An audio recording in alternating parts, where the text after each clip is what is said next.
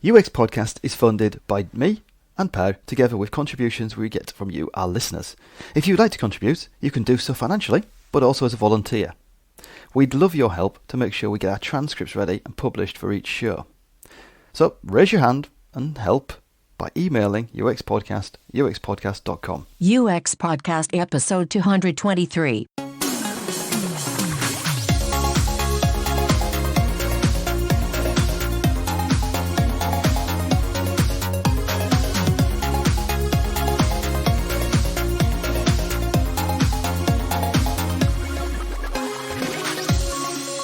You're listening to UX Podcast, coming to you from Stockholm, Sweden. Helping the UX community explore ideas and share knowledge since 2011. We are your hosts, Pat Axbom, And James Royal Lawson. with listeners in 190 countries from Madagascar to France. Becki Hyde is a designer and product manager whose speciality is navigating enterprise complexity using lean product management and human-centered design. Becki is a regular conference presenter on the topic of collaboration between product management and design. And she's also the local leader for the Interaction Design Association in Louisville, Kentucky. At UXLX in Lisbon this year, Becki's talk was entitled Making Magic with Cross-Disciplinary Collaboration. So we reconnected with her to talk about what collaboration really means, the balanced team, power dynamics, the importance of being specific, and how prerequisites for remote... what are some prerequisites? I was actually thinking, is he going to say prerequisites? Because it's a great word. So the importance of being specific and how prerequisites for remote... At UXLX in Lisbon this year, Becki's talk was entitled Making Magic with Cross-Disciplinary Collaboration. So we reconnected with her to talk about what collaboration really means, the balanced team, power dynamics, the importance of being specific, and the prerequisites for remote collaboration. So, Becki, thank you for joining us. Thanks for having me. In your talk, I know you were describing how tech moves really fast, tools change really rapidly, processes change regularly, titles change, we don't even know who's doing what, and you have a solution for us, and it's called collaboration. And everybody talks about collaboration these days because it's so obvious that people should work together towards a solution, but what does that even mean? What is collaboration?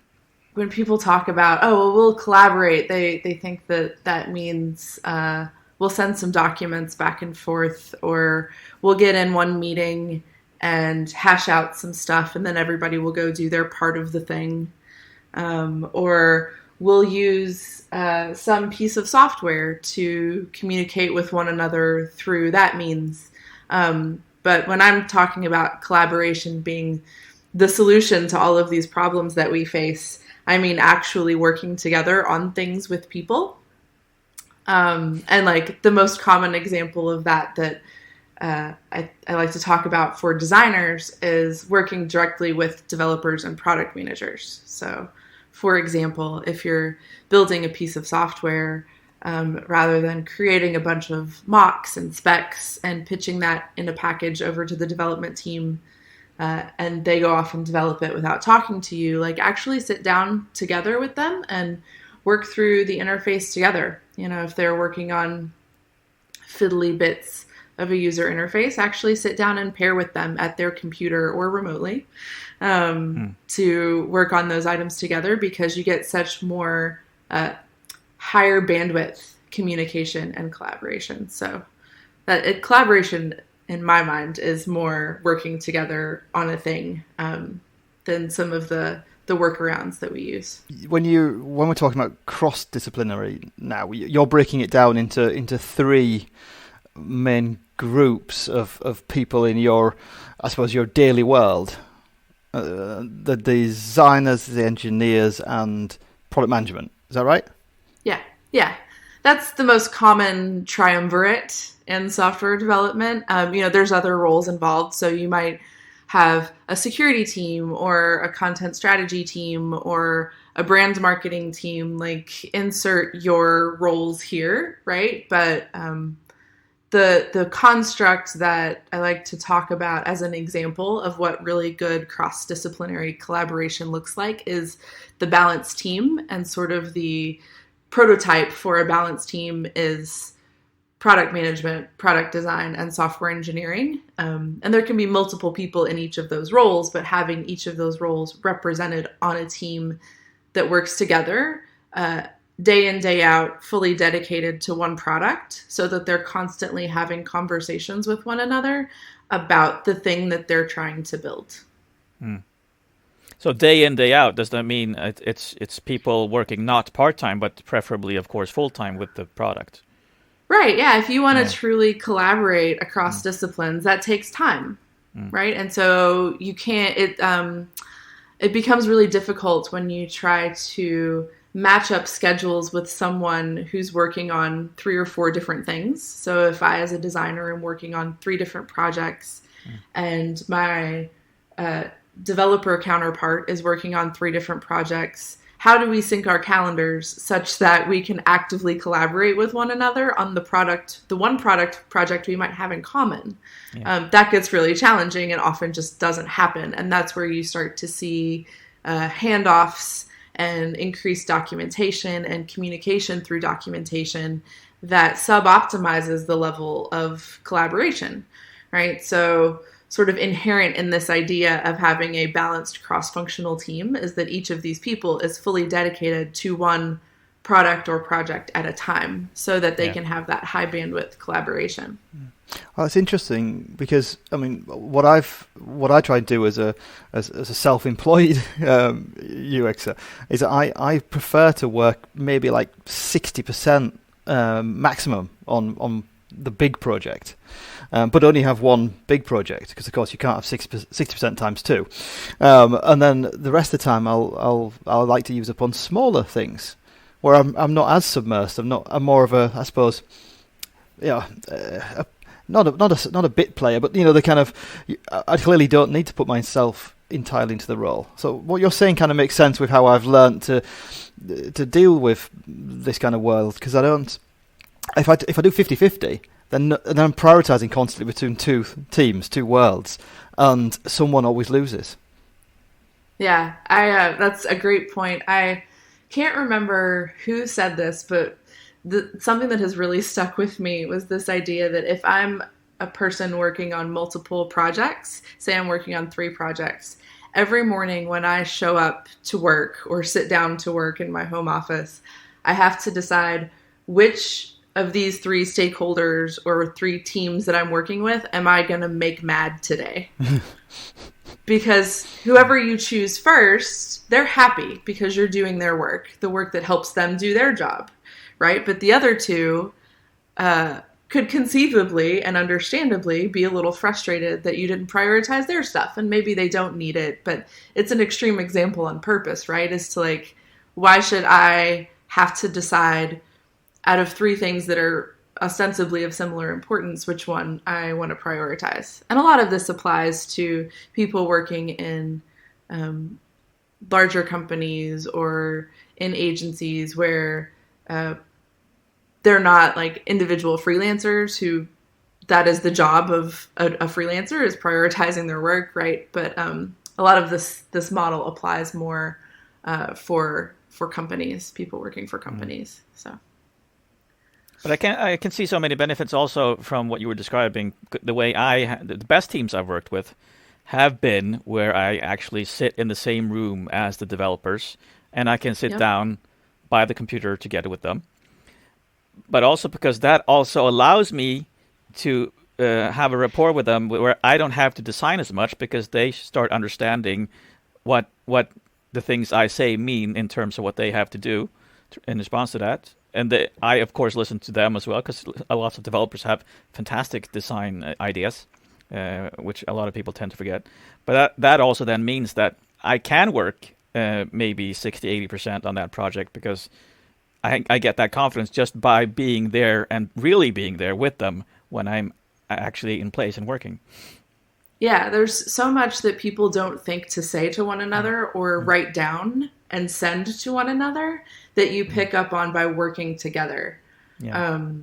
I've worked with developers like sitting side by side on implementing a feature that they had, like you said, they had this great idea of a more elegant way to solve this problem that I assumed would have taken hours, if not days or weeks to implement. And they were like, actually, that's really simple. We can just do that right now. I didn't know that you wanted it that way. And I never would have thought to communicate that to them because I made an assumption that it was too hard. And so by working together, you can like uncover that stuff. And the same for product management, right? Like, you know, product managers have such a deep understanding of the business need and the viability of our solution and like what the market is asking for, that you can come up with much more creative, innovative designs if you have that context, because design is all about context, right? We ask 15 questions in order to make one decision that seems really simple, but it's informed by all this context, right? That's the work of the design. So by collaborating really closely with our counterparts in other disciplines, we can build even more context to make better decisions. Yeah.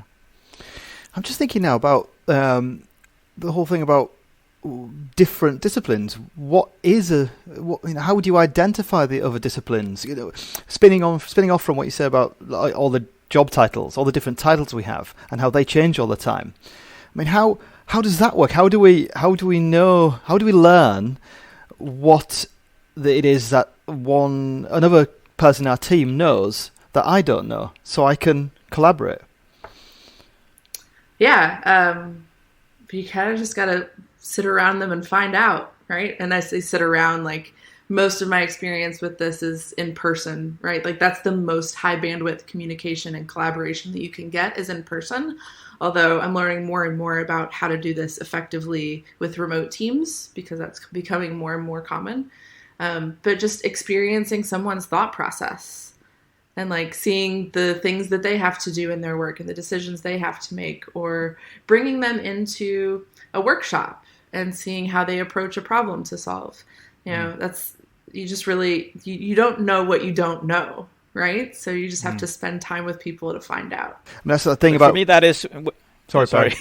when you spend time with them in person, you also talk about things outside work. And that's how you gain trust for each other. And when you gain trust for each other, that's when you are willing and able to suggest things that maybe you'd feel embarrassed to suggest otherwise. Yeah, absolutely. Building a relationship with somebody and, you know, inviting them into your process when you feel stuck. Like that can feel really scary if you don't have a relationship and some foundation of trust with the people that you're working with. And not everybody has all the answers all the time. We need a collaborator to help us. I just think about the amount of times you've kind of almost been tricked by people's job roles or titles. You know, the times when you kind of, you know, you work with that developer who actually is really good at design, or, you know, me and you pair have got experience in programming, or you know, we can sit down and look at the code and so on. That comes as a shock sometimes to some developers if they haven't worked with that kind of designer before. So you do get kind of blindsided by the job titles in new teams. Yeah, you know, somebody's job title could be not a great representation of all of the skills that they could bring to solving a problem for a variety of reasons. Like, first of all, job titles are kind of wonky a lot of the time, especially in like, you know, our industry changes so rapidly. You know, who was talking about interaction design or product design, you know, several decades ago? Like, a lot of this stuff changes so fast. So that's part of it. But then also, like, just because someone is in a certain role now doesn't mean they've always held that role. I know all kinds of developers with a wide array of experience, people who have gone from design into development, or from development into design, or into product management, or have like a music degree and have gone into development and have a way of approaching solving a problem that is informed by their experience with music production, which is really valuable experience. So, yeah. But are there cases where people do not feel comfortable doing this? So, like, is there a personality type where you think that you have to be more careful about sitting down with them, maybe? And are there things to think about so that you just don't scare them off? Yeah, absolutely. The way that you approach cross-disciplinary collaboration is important. So, for example, as a leader or a manager on a team, pointing at two people and saying, "You two go collaborate now," is maybe not the most effective way to begin, because you don't know if those two people have a level of trust and respect for one another and one another's work that is going to make that collaboration effective. There are some considerations of how empowered people are on a team. So you need to consider power dynamics. If there's a culture of one role being seen as more valuable than another, and like we wish this wasn't the case, right? We would strive to think that like all people are equally valued contributors, but sometimes there's a culture at a company of a certain role being more valuable than another. That can introduce power dynamics to cross-disciplinary collaboration that you need to consider. And a way to mitigate that is by making sure that people are empowered to make the decisions, the day-to-day decisions of their role, and to use their expertise effectively. If you take a designer who isn't really empowered to make design decisions, they're really only allowed to translate business requirements into interfaces.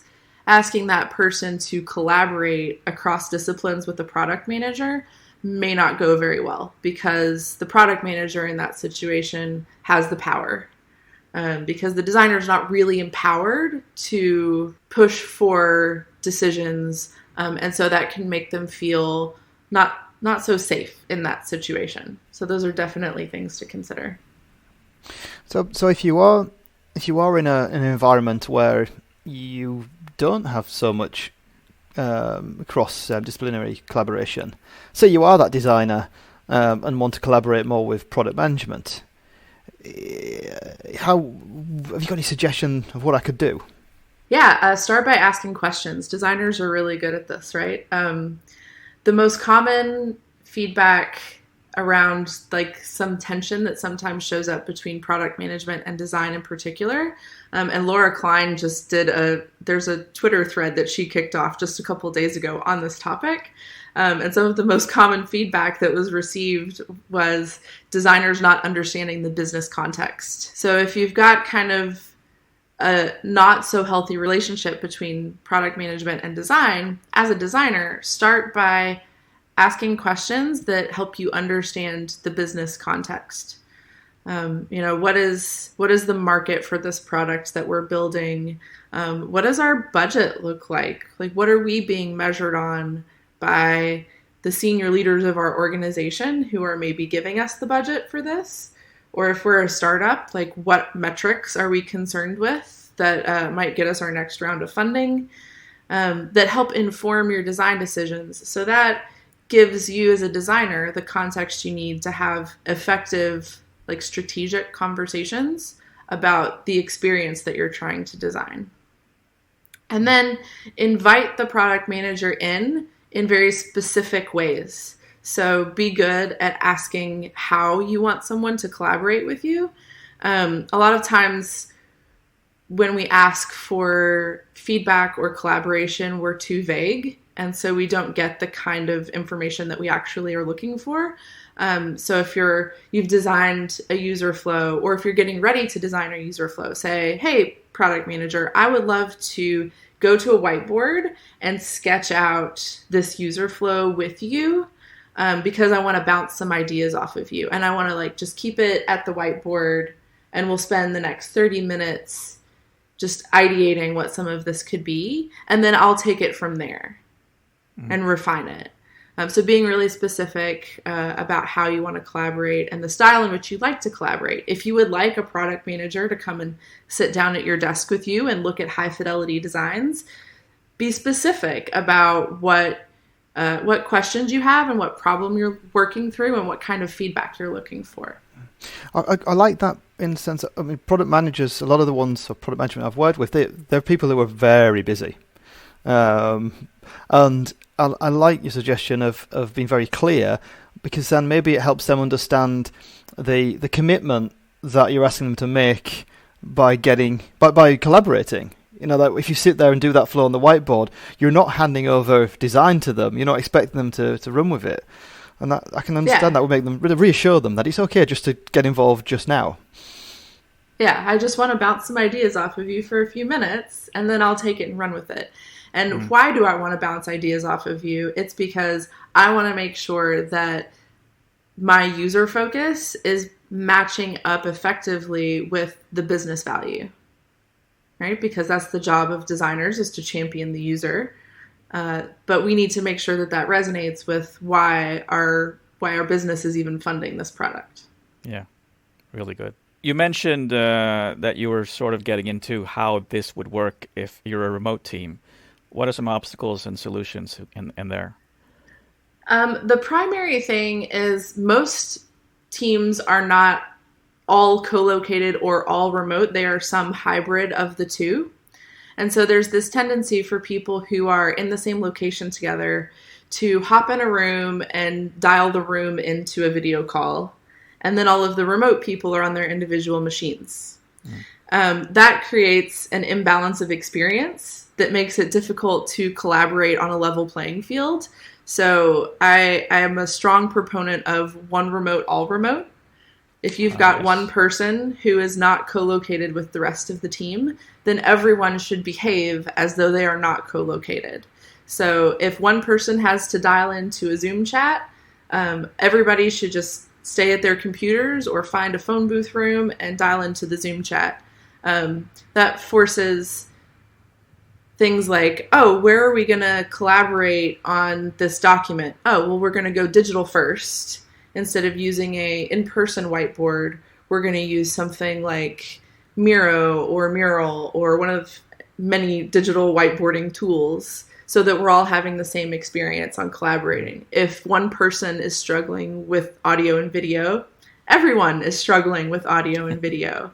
And these things matter because it's how you are experiencing working with your coworkers.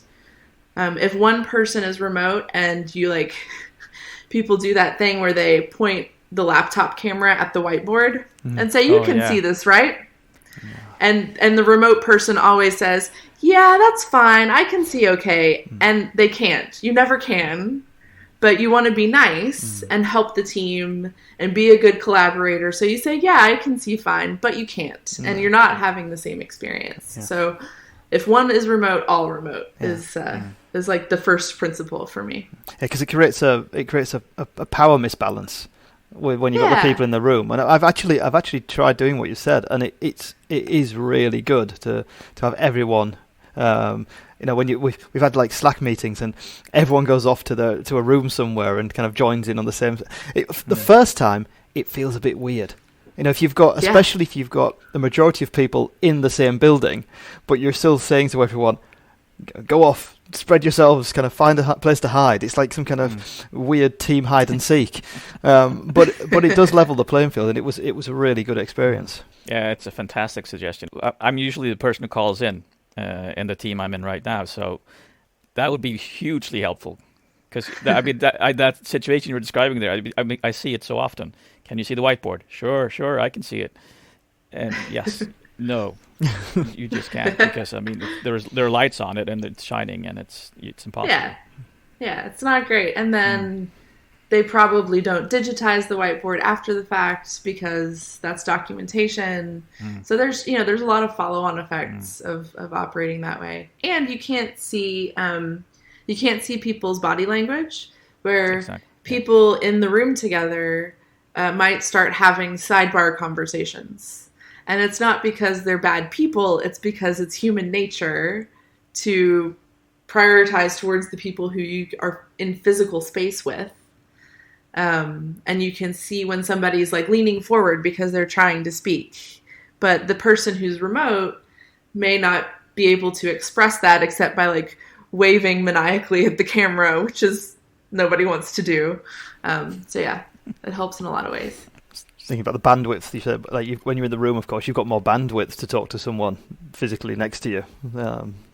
People coming from cameras and speakers and so on, they take up less space in the room, so you give them less attention. Yeah, we've reached a point with technology where we can have relatively high bandwidth communication remotely. Like video conferencing technology is vastly improved even in just the last few years. And we have all these digital whiteboard tools and what have you. So it's getting better, but if you are kicking off a new team who's going to work together for a long period of time, or there's a project that you feel might be particularly risky, I'm still a huge advocate for investing in getting people together in person, if at all possible, at least for a day or two kickoff, so that you can get to know one another. You have those water cooler conversations. You can kind of understand more about somebody's body language. So like some people are just not super animated, which if you've only interacted with them on video chat can be misinterpreted. Or other people who are really animated and kinetic might be perceived as not paying much attention. But if you've spent time in person with people, then you have a baseline to go off of. So if at all possible, like for big gnarly projects, I recommend getting together in person. But I know that that's not always possible. No, you're right. I always think that it's best to have met before you have your first remote meeting. But yeah, it's not possible always. No, because we've got the challenge when you've got teams displaced across countries. Then that gets more difficult to get sign off on, but at the same time, it actually is even more valuable because now you've got cultural differences, you've got language differences. You're probably using English as the project language, but the members of your team have it as a second language. So the value gained from having that kickoff in one place is actually even greater. Now, when you were talking about the technology as well getting better, I was thinking, to get people even more on equal footing, you would essentially want people to also have the same type of tech to be able to be as clear as possible. Everybody would have the same headsets. You would send out the headset to everybody, so they would have that to make sure that that the sound will be working. Yeah, this is something that Pivotal is actually really great at, because we are a fairly distributed company, and we've done a whole lot of remote collaboration over the years, specifically remote paired programming, which is incredibly high bandwidth collaboration over remote technology.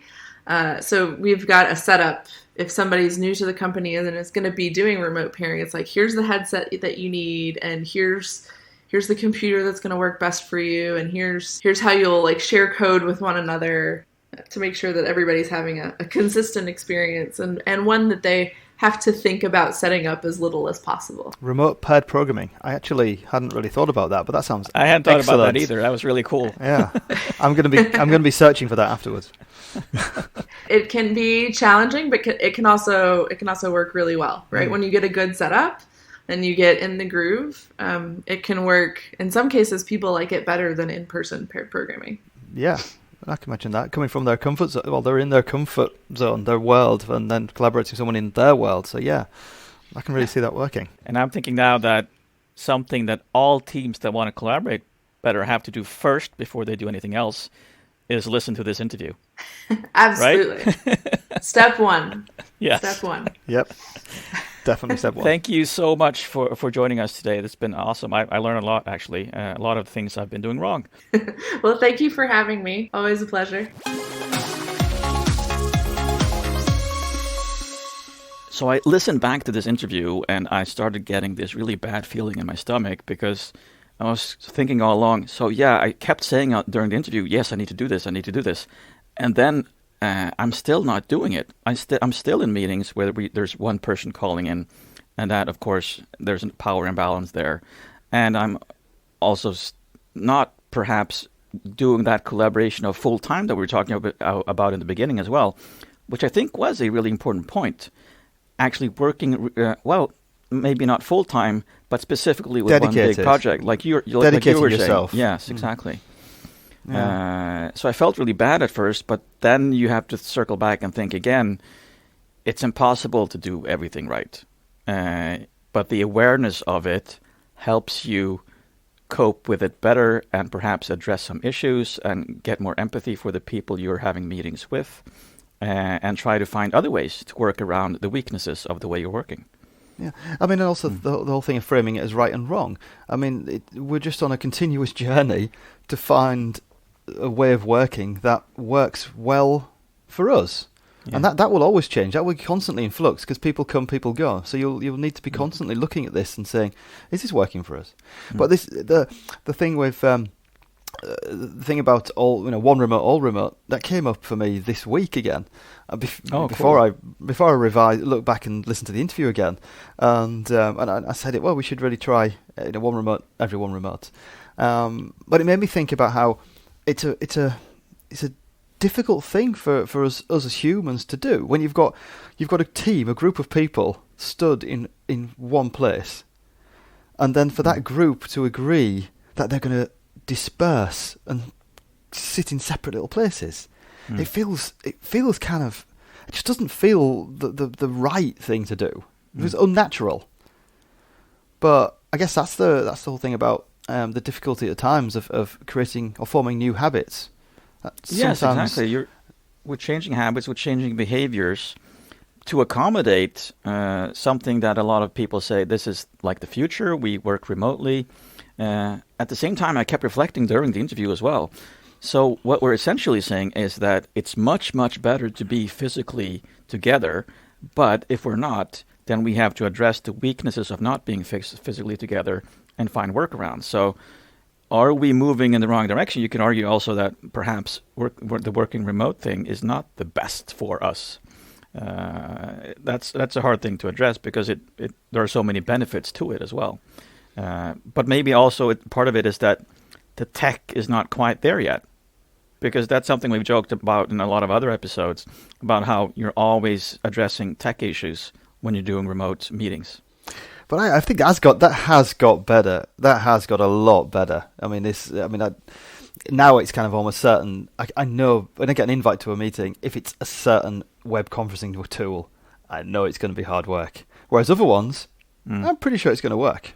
So that there is a different balance now to what there was just a few years ago. I agree, but where I work now, there are different tech setups in different rooms. So some people feel comfortable depending on what room they walk into. So there's all kinds of issues.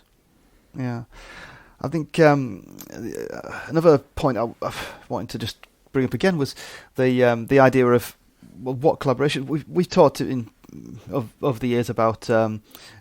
Should designers know how to program? And we've generally said, well, no, they don't need to they don't need to be able to produce production-ready, shippable code, but they need to have an awareness of the medium they're working in. Right, and that is the power of collaboration. It's amazing. Exactly. Yeah, because I mean, if you sit with or you're doing a conference call with someone of another discipline, then you're extending your capabilities. You don't need to do the other person's job as well as them, because you're two different people, and that two resources working together can be so much more effective and fast. Yeah. Chris Nossel, we had on the show, of course, as people will know, about 4 times I think it is. He's published recently a full transcript of one of his pair designing sessions where two designers work together to I love the transparency something. Of that. And he's even written an ebook about that. It is fantastic. But it just looking at it, I mean, it's quite a long thing, but just looking through it though, you realise the dynamic when you've got two minds working on something. In this case, it was two designers, but they have two different roles in the creation, in the collaborative process and creation process. But when you've got two minds working together, it's not necessarily more expensive, wasteful of resources, because you're getting sign off. You're going forward quicker rather than doing something by yourself, then presenting it or sharing it, getting approval or getting rejection, having to go back and doing it all again. Ultimately using more time than you would have done if you'd worked two people together. Exactly. And this is really interesting because we always talk about pair designing or we talk about pair programming. We don't really have a word for pair collaborating across disciplines because when we sort of address this in the interview as well, because the titles get in the way. We think a person is a specific thing because they have a specific title, but the breadth and width of their competence can be so much more. And especially when you sit together and learn about each other, that's when things start to happen. I always argue this as well, that what you're saying, if you're two people working on the same thing, you work 4 or 5 times as fast as if you're doing it yourself. Thank you for spending your time with us. Links and notes from this episode can be found on uxpodcast.com if you can't find them in your pod playing tool of choice. And remember, you can contribute to funding the show by visiting uxpodcast.com/support. Remember to keep moving. See you on the other side.